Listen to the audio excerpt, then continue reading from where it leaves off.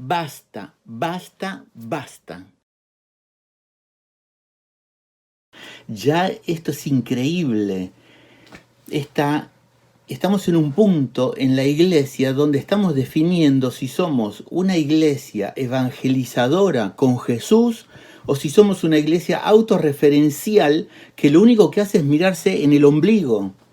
Lo único que hace es mirar las reglas, los estatutos, las cuestiones escritas y no puede entender los contextos de los pueblos. Miren, es tan fácil. Para el cónclave en que fue elegido el Papa Francisco, hubo cardenales elegidos y determinados por Juan Pablo II y por Benedicto. O sea, evidentemente cardenales de la línea que todos los que se quieren afirmar a la doctrina, a la tradición, que es tan positiva, tan buena, tan necesaria para la Iglesia, tienen que estar contentos, ¿no es cierto? Bueno, ¿cómo llega el Papa Francisco? Yo recuerdo que le dijo a los padres de Schoenstatt en Argentina, le dice, voy a ir con un bastón, porque estuvo una semana antes con ellos, voy a ir con un bastón para que no me elijan, ¿no? Entonces escribió con la letra más ilegible posible, porque le pidieron cuáles eran sus planteamientos para el próximo Papa. Entonces, de la forma más desprolija, yo digo, no se esforzó nada, tampoco lo hizo a propósito, pero ¿qué hizo? Puso 4 puntos que los 4 puntos que él juzgaba más importantes para el nuevo Papa. Entonces dice, el próximo Papa debe ser un hombre que ayude a la Iglesia a salir de sí hacia las periferias existenciales, que le ayude a ser la madre fecunda que vive de la dulce y confortadora alegría de evangelizar. Evangelizar, dice el cardenal Bergoglio, supone celo apostólico. O sea, les está diciendo a los cardenales la importancia del celo apostólico. Y dice en el mismo papelucho en que escribió esto, si la iglesia no sale es autorreferencial y se enferma. O sea, esto lo leyeron los cardenales que lo iban a elegir, inspirados por el Espíritu Santo. Mundanidad espiritual, dice, cuando la iglesia se enferma. ¿Qué significa? O somos evangelizadores como iglesia, o somos una iglesia mundana que vive en sí, de sí y para sí. O sea, autorreferencial mirándose solo el ombligo y diciendo, esto es todo lo que es la iglesia. Vamos a tomar acá un libro. Esto, todo lo que dice acá, eso es lo que es la iglesia, lo que está escrito aquí. El tema es que, además, él comentaba la importancia de, porque sabemos que en el Vaticano hay corrupción, había corrupción y todavía sigue habiendo, mucho egoísmo, mucho poder. Entonces, ¿qué hace? Él va con los mismos zapatos que tenía antes, se cambia la silla, o sea, con todo respeto hacia los otros papas, perfecto, ningún problema, y se va a vivir a Santa Marta en la misma habitación que él tenía como cardenal. Es un mensaje potentísimo, pero que pone nerviosos a todos los que querían una iglesia que siga perfecta, autorreferencial, maravillosa, como ese cardenal con la cola de 30 metros de largo. Lo pueden googlear eso, hay un cardenal que bueno, que lo ataca mucho al Papa, pero que se lo ve muchas veces con esa cola larga, que me río para no llorar, ¿no es cierto? Porque me lo imagino a Jesús.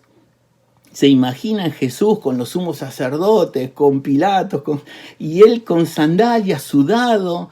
Y entonces lo que el Papa quiere es bajar a volver a la realidad de Jesús.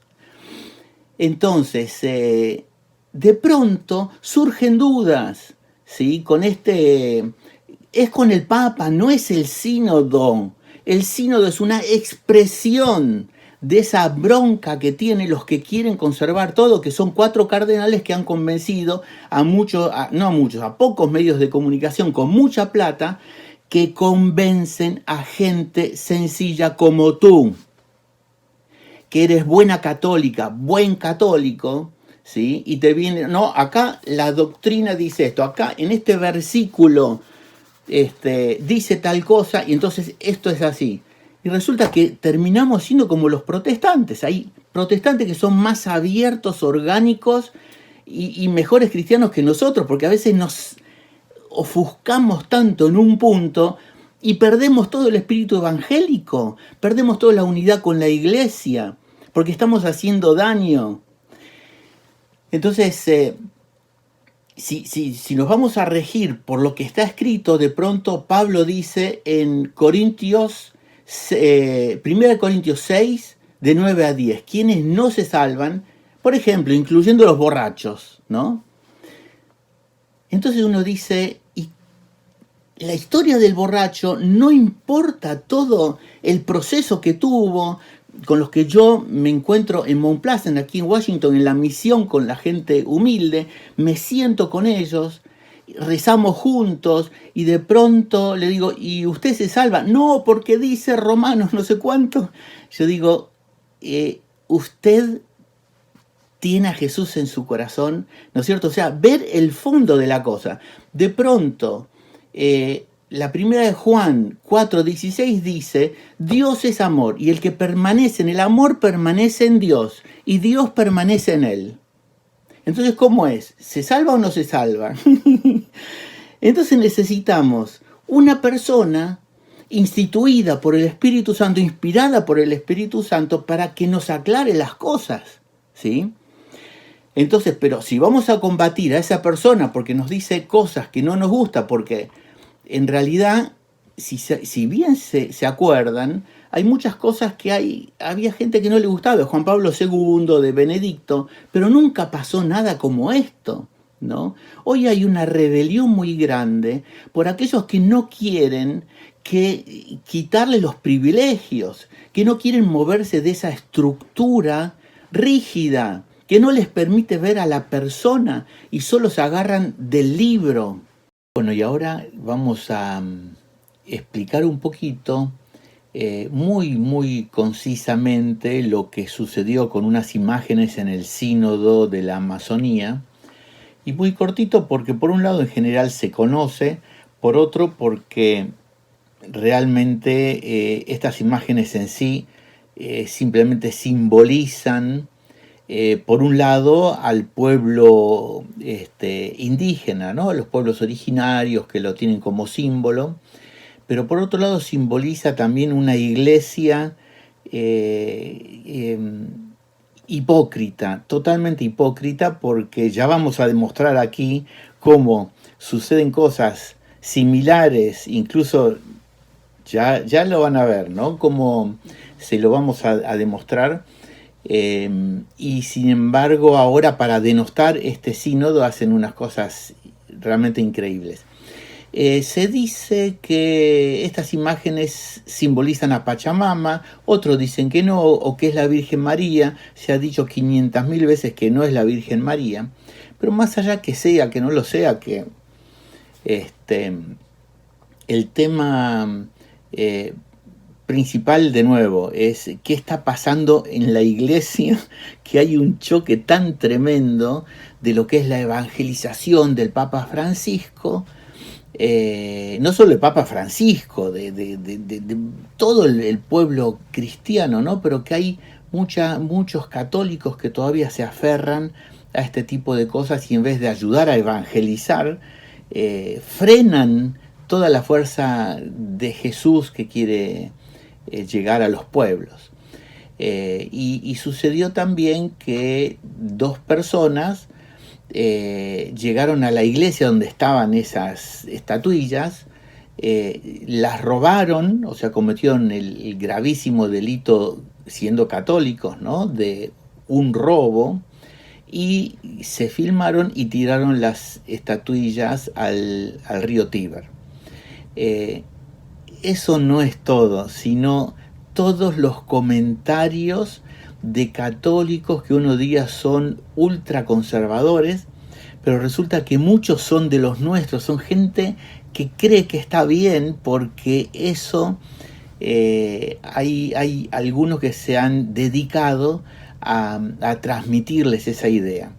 Entonces, este video no va a tratar sobre los detalles que me parecen absolutamente irrelevantes, sino son una expresión, la punta del iceberg, de un momento en el cual se encuentra la iglesia, que es un camino donde tenemos que decidirnos, ¿sí? Si queremos, como decía el Papa Francisco, ser evangelizadores o preocuparnos absolutamente de nosotros, cerrarnos en nosotros mismos y no crecer espiritualmente y no darle importancia a la conversión del corazón, que es nuestra evangelización principal que tenemos. Sobre el tema de supersticiones, ¿no es cierto? Yo digo, si ustedes quieren, pueden ir a cualquier parte de África, de Latinoamérica, de Asia, van a encontrar tantas cosas que se pueden acercar a lo que es supersticiones, y donde la iglesia está ahí presente para ayudar, no para reventar esa superstición, sino para ayudar a educarla y a educar a esa gente. Por ejemplo, en Argentina hay una mujer que hace más de 100 años falleció en el desierto con un bebé, y ese bebé se siguió amamantando de ella y vivió. Entonces se ha construido, digamos, toda una cuestión alrededor de esta difunta Correa, donde va gente creyendo que ella es santa, ¿sí? ¿Qué hace la iglesia? Por supuesto que trata de guiar a esa gente, y puso una iglesia al lado donde se celebra misa. Entonces la gente que va a la difunta Correa después va a la misa.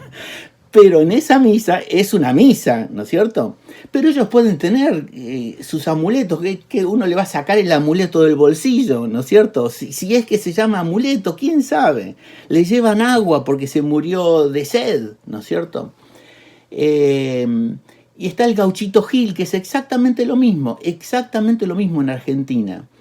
Y ahí está la iglesia, no para condenar, sino para elevar. Pero primero hay que estar con el pueblo, hermano. Primero hay que entenderlo. Déjense de criticar y de ponerse en contra. Es impresionante. Cuando yo voy todos los años a Argentina, a la peregrinación a Luján, hay un apostolado que se llama Carpa de María, donde ayudamos a los peregrinos, 200 misioneros, dándoles todo: comida, bebida, oración, adoración al Santísimo, confesiones, etc. Y allí viene todo tipo de gente, pero especialmente humildes, 1 millón de gente que va caminando 60 kilómetros. Entonces necesita ayuda, ¿no? Y a veces estamos, ya sea desde la Carpa de María, o vamos a la ruta, o en móviles de sonido.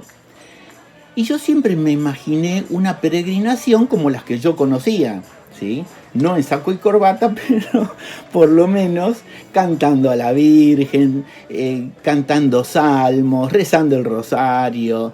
Pero de pronto uno está ahí en medio del pueblo y hay muchachos que vienen con una radio así, gigante en el hombro, cosa que es pesado para unos 60 kilómetros, ¿no? Escuchando música de rock a todo lo que da. Entonces al principio uno decía, qué desubicado, es lo que yo pensaba, ¿no?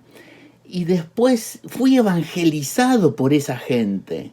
Pero se dan cuenta cómo la soberbia nos pone del lado de lo absoluto y perfecto. Y resulta que nos dimos cuenta que esa gente ni siquiera va a rezar, quizás. O sea, muchos de ellos van porque es una competencia de caminata, pero después se encuentran con alguien que los alienta, se encuentran con la presencia de María en el santuario, si es que entran, porque muchísimos ni entran, pero escuchan las canciones, escuchan evangelización a través de parlantes, etc. Entonces nosotros aprendimos a decir: muy bien ese muchacho que está con su música alegrando a los peregrinos en esta caminata, que vamos camino a María y ahí nos espera Jesús. Y ¿sí? Entonces nos dimos cuenta cómo se sienten parte cómo hacer para que, digamos, evangelizar es participar del corazón del otro, no venir e imponer, mira, esto es lo que tenés que hacer para salvarte. No es así, hermano. Y de pronto pasó una murga, me acuerdo. Una murga son muchachos en carnaval, que son 20 muchachos que hacen. Entonces iban pum, pum, pum, pum, pum, pum, pum, pum, pum, pum, pum. Entonces desde el móvil de sonido le decimos, muy bien esa murga aquí, cantando con esos bombos para María. Entonces empezaron a bailar muchísimo más, o sea, les motivamos y no puedo decir los incluimos, porque estaban incluidos, nos incluimos nosotros. ¿Te das cuenta cómo es? Nosotros tenemos que estar, para evangelizarnos, estar incluidos en el otro. Eso es evangelizar. No es imponer libros. Sí, primero es estar en el corazón del otro. Y después, cuando el otro desea escucharnos, desea participar, desea crecer, ahí llevarles todo el mensaje de Jesús. No es al revés. Eso es evangelizarte, pero tenemos que evangelizarnos nosotros primero. Tenemos que convertirnos, dejar de ser católicos de silla y de computadora y desde allí criticar todo. Tenemos que ir abajo. Vengan, hermanos. Vengan a Argentina, vengan a la villa, a la casa del niño María Nazaret, la casa del niño La Nazarena en Florencio Varela, la casa del niño Padre José Kentenich, donde estamos trabajando ahí con los pobres, con los más necesitados. Vengan, arremánguense y vayan a ver lo que es, y vayan al Amazonas y después opinen, ¿sí? Pero bueno, más allá de lo que son las opiniones, etcétera, es importante cómo surge todo esto de la Amazonía. Surge de una iglesia sinodal. Una iglesia sinodal significa Roma ya no te impone todo, sino que Roma ahora, el Papa, quiere aprender, quiere dejarse evangelizar por los pueblos. De nuevo, no es que tenemos todo escrito, porque Dios es un Dios de la vida, no es un Dios de libros, y ya te lo voy a citar ahora, porque está en el Catecismo de la Iglesia Católica, y lo dice San Bernardo, por las dudas, porque con eso hay más autoridad. Es un Dios de la vida. Entonces, ¿cómo se manifiesta la vida? Yo en mi empresa, tengo una empresita, cuando quiero decidir algo, siempre pregunto, ¿qué harías tú? Siempre, ¿qué harías tú? Y eso me ayuda muchísimo. Y muchísimas veces mi gente toma las decisiones porque yo estoy seguro que las van a tomar bien, porque el Espíritu se manifiesta. Te digo algo superhumano, pero en la iglesia tenemos que aprender también las cosas humanas, porque Dios se hizo carne y Dios nos ama como seres humanos y quiere elevar nuestra naturaleza humana. Entonces, una iglesia sinodal, ¿qué significa? De los distintos pueblos, lo que Dios se va manifestando en esos pueblos. No podemos negar, no tenemos derecho a pensar que nosotros tenemos toda la fe, todos los contenidos de la fe, porque la fe no es simplemente creer en lo que está escrito. La fe significa vivirlo, significa dejarse evangelizar por el otro, por los pueblos. Entonces, el Papa quiere dejarse evangelizar. Yo lo explico así, no lo vi en ningún lado, pero es evidente, ¿sí? Porque es lo que un buen cristiano en humildad quiere todos los días, evangelizarse. Entonces, y de ahí vienen las distintas corrientes de los pueblos, vienen los obispos, ¿sí? Que son la garantía, junto con el Papa, de la exactitud de lo que se está viendo, ¿sí? Porque no es solo texto, sino son cuestiones que la verdad está en la vida también. Es que no se puede ver eso cuando uno es inseguro. El inseguro solo puede ver el texto, lo correcto, lo exacto, ¿sí? Como la mayoría de los protestantes, no todos, pero la mayoría, se rigen por versículos, un versículo tras del otro, pero desechan los otros y desechan la vida. O dice, solo es Jesús el que actúa. Pero resulta que ellos van a distintos lados porque saben que Dios actúa a través de ellos, pero no lo dicen. O sea, nosotros tenemos el católico y el latino más que nada, esa concepción universal, orgánica, donde Dios se manifiesta a través de eso, a través del alma, a través de lo que pasa en el pueblo, las voces del ser, de lo que es, la voz del tiempo, de lo que está sucediendo y la voz del alma. Es inédito realmente lo que está pasando, lo que le están haciendo al Papa Francisco, este pequeño grupo, pero yo te quiero decir, es que gente sencilla como nosotros cae en eso porque les viene con un texto y dice, pero claro, tiene razón, ¿no es cierto? Pero después alguien te lo explica en forma orgánica, completa, y uno dice, no, pero Dios nos dio razonamiento también para dilucidar, para discernir. Y eso es un sínodo, discernir la voz de Dios. Me acuerdo para el sínodo de las familias que hubo un arzobispo que dice, ¿para qué el sínodo si ya está todo escrito? Entonces, la voz de Dios a través del tiempo, lo que está pasando ahora, que las cosas están cambiando, no significa que nos hagamos mundanos, pero sí que entendamos al mundo y le demos una respuesta actual a las necesidades del mundo de hoy. Bueno, por si te queda alguna duda, ¿sí?, sobre el rol del Papa en la Iglesia, porque se está dando vuelta la cosa. De pronto hay un cura de 25, 30 años dando lecciones, analizando el sínodo. Bueno, esto sí, esto está correcto. Esto, bueno, hay que interpretar. En vez de ver cómo interpretamos positivamente para evangelizar este maravilloso sínodo. O sea, este curita o este predicador de YouTube se pone a analizar si el Papa está correcto o no, pero es una locura. O sea, no está mal, y eso yo siempre lo dije, con Benedicto, con Juan Pablo II, que discernamos. Es importante, viene el Benedicto con un texto, okay, vamos a discernirlo. Qué bueno, sí, pero siempre tiene que ser la tendencia de decir qué me quiere enseñar Dios a través de este texto que me da el Papa, a través de las palabras del Papa, ¿sí? Pero puede ser, por supuesto, algún caso que no estemos de acuerdo, alguna cosa, no hay ningún problema. Pero que sea ya el modus operandi de ponerse a discernir constantemente y criticar y ponerse del lado como si uno fuera el Papa y decir, bueno, acá en esto sí, en lo otro no, en esto más o menos. Y después los medios lo replican, es increíble. El Concilio Vaticano II de la Constitución Dogmática Lumen Gentium 23. El sucesor del apóstol Pedro, el obispo de Roma, es el perpetuo y visible principio y fundamento de la unidad entre los obispos y la multitud de fieles. No sé si está claro. Fundamento de la unidad entre los obispos y la multitud de fieles. El perpetuo y visible principio y fundamento.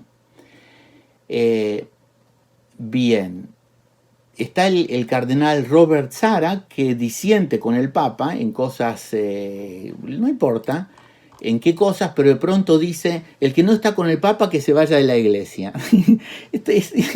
O sea, discierne, yo discierno con él, pero estamos en lo central, ¿sí? Es el Papa, no puedo estar constantemente en contra, sí discernir, no estar siempre pensando si está bien. Y hay una multitud de gente honesta y simple que se deja llevar por estos 4 cardenales, ¿sí? Porque repito que todos los cardenales eran de Juan Pablo II y de Benedicto, ¿sí? Pero sea como sea, es la inspiración del Espíritu Santo. Y a través del Papa es que el Espíritu Santo nos habla. Y otra cosa, el juramento de los cardenales antes de recibir el capelo cardenalicio. Yo, cardenal X de la Santa Iglesia Romana, prometo y juro ser fiel desde ahora y para siempre mientras viva a Cristo y a su Evangelio, siendo constantemente obediente a la Santa Iglesia Apostólica Romana, al bienaventurado Pedro en la persona del Sumo Pontífice Francisco y sus sucesores. Hermano, si no cumplís con esto, dejá la gorrita roja y todos los honores y anda a predicar lo que quieras, fundar tu iglesia, lo que quieras, pero mientras seas cardenal no podés traicionar tu propio juramento. Es realmente increíble. Y todavía unas palabritas sobre los que creen que la doctrina de la iglesia es una roca inconmovible que no se puede tocar. La fe cristiana no es una religión del libro. El cristianismo es la religión de la palabra de Dios y no de un verbo escrito y mudo. Y ahí está, y de ahí no se mueve, sino del verbo encarnado y vivo. Y lo dice San Bernardo y está en el Catecismo de la Iglesia Católica número 108.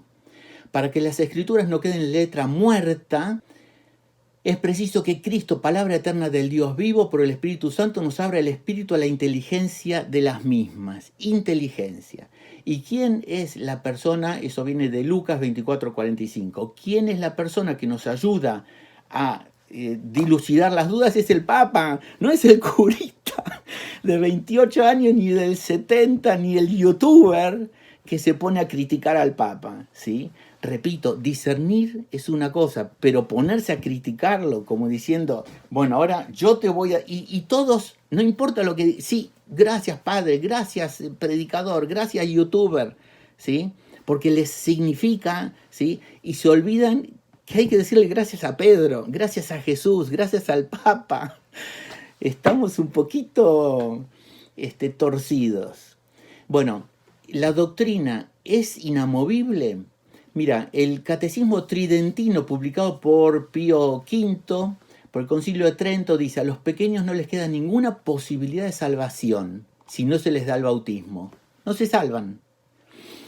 Y después Pío X dice, bueno, ¿qué va a pasar con estos niños? Entonces se inventó el limbo. Entonces van al limbo, no hay ni premio ni castigo.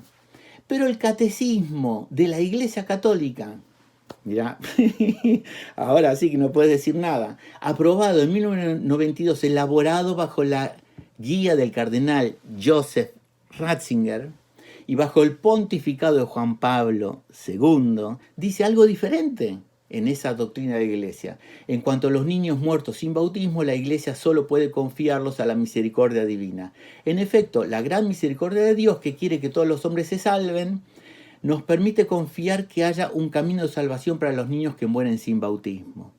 Aquí vemos que la doctrina no es una roca absolutamente inamovible. Es así, tenemos que aceptarlo porque es la realidad.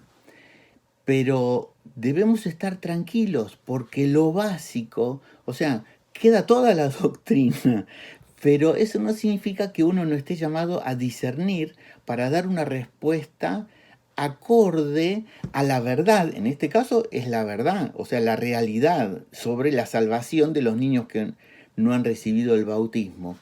Pero además tener una pastoral, que es lo que le importa tanto al Papa Francisco, una pastoral acorde a los tiempos. Si no damos una respuesta acorde a las necesidades de los pueblos, de las personas, somos distintos, entonces tenemos que bajar esa verdad de Dios a las posibilidades de cada uno, que tiene incluso que respetar pedagógicamente esa realidad individual de las personas y de los pueblos.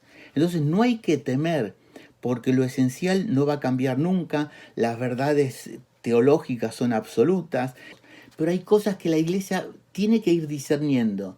Y ahí están los obispos, está el pueblo de Dios, los obispos y el Papa, para discernir y ayudarnos a comprender. Bueno, y es interesante que todo este tema y la ocasión por la cual estoy haciendo este video es por la explosión que surgió por esas presuntas, por esas imágenes que son presuntos ídolos. Son, no son.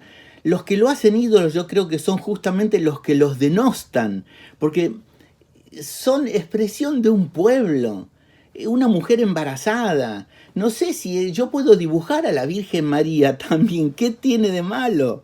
¿Sí? Y la desnudez es como viven esos pueblos también en muchos casos, cómo ven la pureza. Entonces, preguntémosle a ellos qué sienten cuando hacen esas estatuas y cuando le dan tanta importancia para su vida como pueblo. Bien, ahora veamos cómo el Papa Pablo VI estuvo con el corazón muy cerca de los indígenas, ¿no es cierto? Llegó a ponerse estas plumas, por ejemplo, para demostrar su cercanía. Miren ahora a Juan Pablo II. Esto sí que llama muchísimo la atención.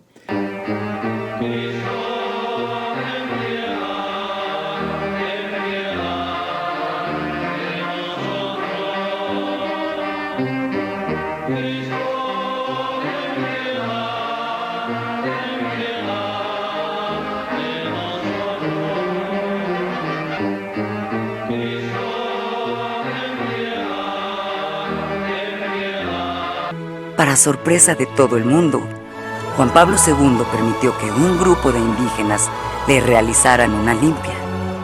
La figura de Juan Pablo se fundía por última vez con las raíces de nuestro país.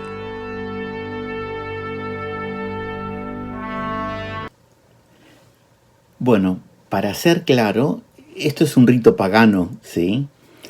Ahora, yo quiero preguntarles, ¿con qué corazón, el que vio esto con un corazón puro, qué siente? ¿No sentimos un corazón cálido, bonito, como un pueblo se acerca al Papa, como el Papa los ama? ¿Con qué corazón vio esto el Papa, Juan Pablo II? Lo vio con un corazón puro, como lo vio estos indígenas, ¿no? Pueblos originarios que lo han hecho de corazón. Y estoy seguro que Dios lo ve así también. Fíjense que el Papa también ha bendecido a esta señora. Ahora, yo recuerdo cuando Jesús le decía a los fariseos si Juan el Bautista venía de Dios o no. Si decían que sí, ¿por qué no lo siguieron? Si decían que no, el pueblo los iba a apedrear. Ahora yo les pregunto a los grandes teólogos, ¿no? Esos que se la saben toda, ¿esto es un rito pagano o no? Porque si es un rito pagano, lo tienen que denunciar, si no son hipócritas, ¿sí? Y si no es un rito pagano, entonces el otro tampoco. Seamos racionales y seamos justos y es interesante, ¿no? Cuánta perversidad ha habido por unas estatuillas ahí en el Vaticano y se pierden todas las gracias que vienen por ese sínodo amazónico que llega a tantos millones de gente en los pueblos originarios en 9 países.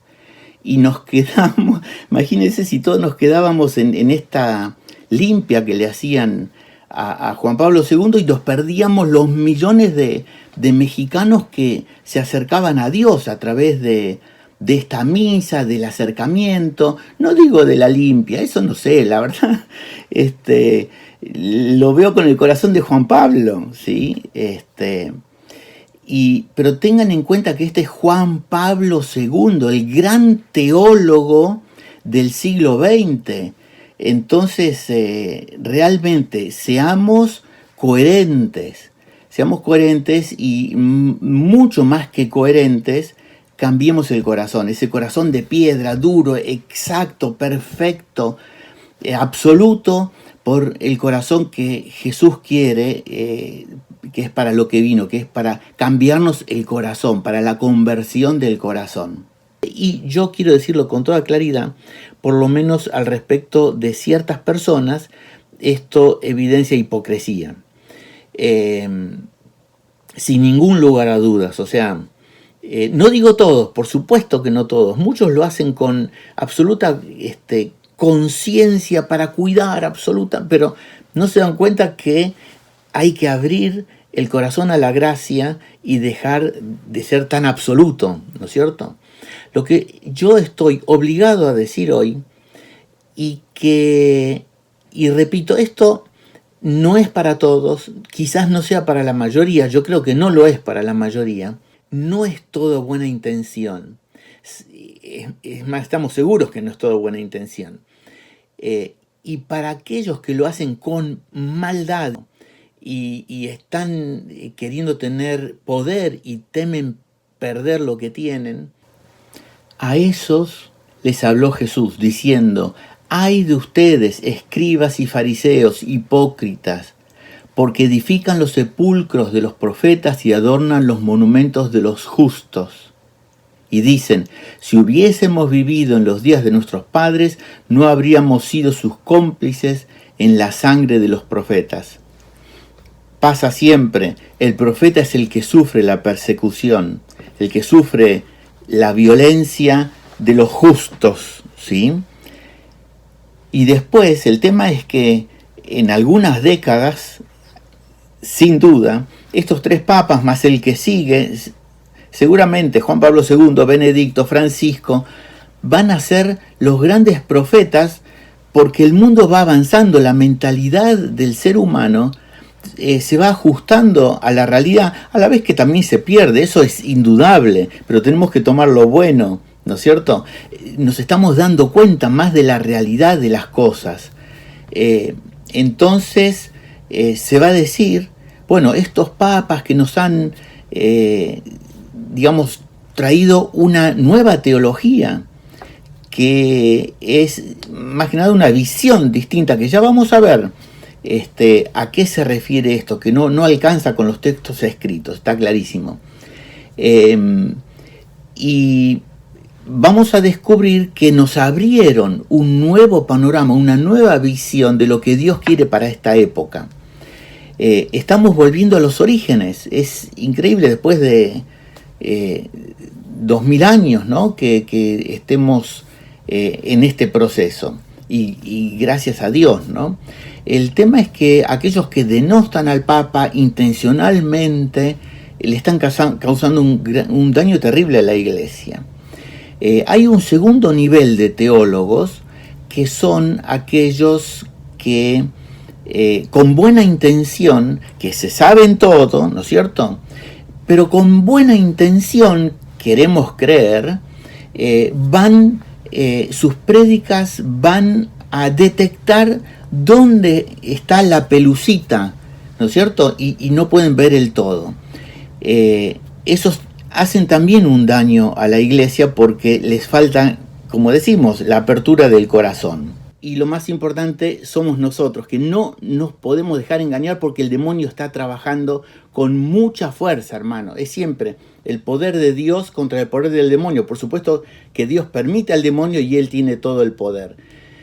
Pero está en nosotros dejar que actúe con dudas y con reproches hacia un papa que está haciendo las cosas muy bien y que uno puede disentir en una cosa o no. Pero cuando les decía de la teología, ¿no es cierto? Que no es simplemente teología, es saber todos los libros. Es una locura pensar eso, que eso es ser teólogo. El Papa Francisco dice: el teólogo que sabe todo es un teólogo mediocre. Quiero decirlo clarísimamente. Teología se hace de rodillas, o sea, conociendo al pueblo, conociendo lo que Dios quiere, con humildad, para ver qué es lo que Dios quiere, no solo lo que en los libros nos han escrito, porque Dios es un Dios de la vida. Y nos dice Juan en su primera carta 4:7, todo el que ama ha nacido de Dios y conoce a Dios. O sea, ¿qué significa esto? Falta amor a esos teólogos racionales, ¿sí? Si no tienen amor, si no tienen humildad como para entender al Papa Francisco y su espíritu profético, no lo conocen a Dios, conocen textos, ¿sí? El que no ama no ha conocido a Dios, pues Dios es amor. 1 Juan 4:8. Bueno, ahora vamos a ver cuáles son los dos elementos que tiene que tener un teólogo para conocer a Dios. Y esto va a permitir que su ministerio teológico sea fructífero. El buen teólogo integra la oración en humildad, en una apertura profunda a las voces de Dios en el alma y en el pueblo. que es el conocimiento vivencial de Dios, que es el principal, porque Dios es amor. Y a Dios se lo conoce en el amor. Pero también se lo conoce a través de la razón. Por eso integra esta oración, humildad, con la ciencia teológica, conocimiento racional de Dios, que es la ciencia, científicamente, sintiendo que siempre está incompleto, que Dios quiere siempre seguir educándole e instruyéndole. Es una concepción distinta a la que teníamos, ¿no? Pero, ¿no es cierto que suena, pero muy bien? En verdad les digo, Mateo 18:3, ¿sí? Ya que vamos siempre a los textos escritos, bueno, rijámonos también por esos textos que nos ayudan a convertirnos. En verdad les digo, si no cambian y no llegan a ser como niños, teólogos, Enrique, todos, no entraremos al reino de los cielos. Eso nos lo dice Jesús a todos, ¿sí? Entonces, tener mucho cuidado, bajar, ser humildes. Y sobre el título, ¿no es cierto?, de este video, son ídolos. No son 4 estatuillas, es el futuro de la iglesia que aquí se está jugando. Las usan las estatuillas, ¿no es cierto?, para mover su agenda y que el próximo papa sea de acuerdo a lo que ellos quieren. No les importa el Espíritu Santo, para ser muy claro y sincero. Entonces, para terminar, ya necesitamos cristianos con humildad y valentía. Arrodillarse, hacer teología de rodillas y defender, ¿sí? Y esto no significa que yo no disienta con el Papa, porque sí disiento en algunas cosas, como por ejemplo cuestiones con mi país, ¿sí? Pero es la primera vez que lo digo en público, pero con el sentido de apoyarlo al Papa justamente, ¿sí? Para decir, más allá que yo disienta o no, lo tenemos que apoyar, es el pastor de la iglesia, el pastor universal. Y te digo, hermano, de que la iglesia no sea un club de autorreferentes que cuidan monolíticamente una institución, sino que sea evangelizadora, de cristianos que salgan de su zona de confort para abrirse al Espíritu Santo, para abrirse a la gracia de Dios, para abrirse a la voluntad de Dios, depende de mí y de ti.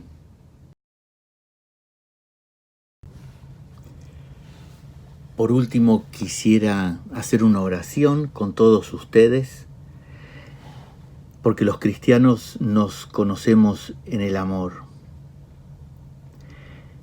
Querido Jesús, te pedimos perdón por todos los pecados de soberbia, por todos los pecados de creernos superiores, de creer que sabemos todo. Perdón por todo el daño que le hacemos a nuestra querida iglesia. Te pedimos, Madre, que eres la madre de la iglesia, la madre de nuestra unidad, que nos unas a todos, no importa qué concepción tenemos, qué pensamientos tenemos, la iglesia es para todos. Pero que por sobre todo, más allá de tantas diferencias, reine el amor. El amor en ti, María, el amor en Jesús, en Dios Padre, el Espíritu Santo, el amor en el vicario de Cristo, Madre. Bendícenos hoy, danos tu bendición, regálanos tu amor. Y que con ese amor podamos seguir fundando esta iglesia y que siga hasta los siglos de los siglos. Amén.